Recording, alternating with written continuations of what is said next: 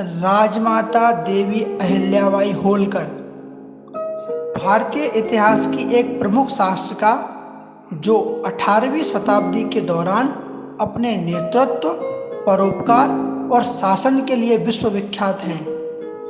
आज संघ विचार परिवार सहित पूरा देश उनकी 300वीं जयंती मना रहा है।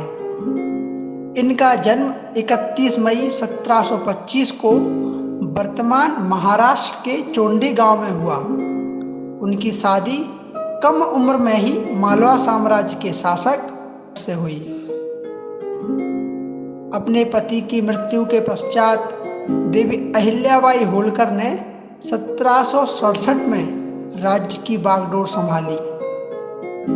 राजनीतिक अस्थिरता और पड़ोसी राज्यों से खतरों सहित कई चुनौतियों का सामना करने के बावजूद उन्होंने असाधारण प्रशासनिक कौशल का प्रदर्शन किया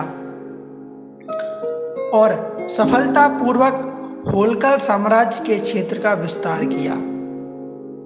देवी अहिल्याबाई अपनी प्रजा के कल्याण के प्रति इतनी प्रतिबद्ध थी कि उन्होंने शासन में सुधार, कृषि को बढ़ावा देना, अपने लोगों के कल्याण सुनिश्चित करने के लिए विभिन्न कार्य किए। उनके शासन के समय राज्य में शांति और समृद्धि का दौर आया, जिससे उन्हें राजमाता की उपाधि मिली, जिसका अर्थ है रानी मां। उनका सबसे प्रमुख योगदान पूरे भारत में उत्तर से दक्षिण, पूरब से पश्चिम हर जगह कई मंदिरों और धार्मिक स्थलों के विकास और नवीनीकरण में था।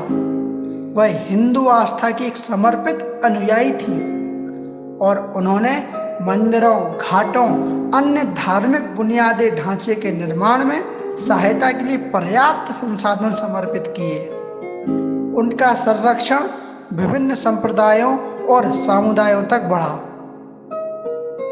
जिससे उन्हें व्यापक सम्मान और प्रशंसा की प्राप्ति हुई।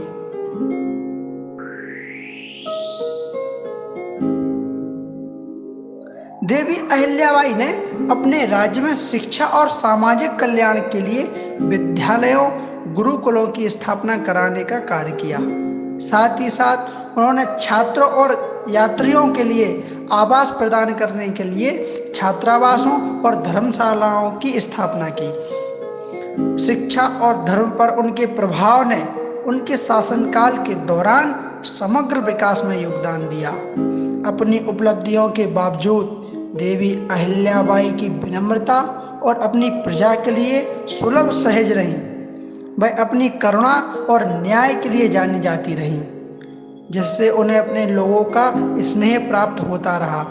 उनके शासन में सुशासन, करुणा, धार्मिक सहिष्णुता के सिद्धांतों का उदाहरण दिया। एक दिन ऐसी घड़ी आई जिससे पूरे राज्य में शोक की लहर छा गई। 13 अगस्त 1795 को देवी अहिल्याबाई होलकर का निधन हो गया।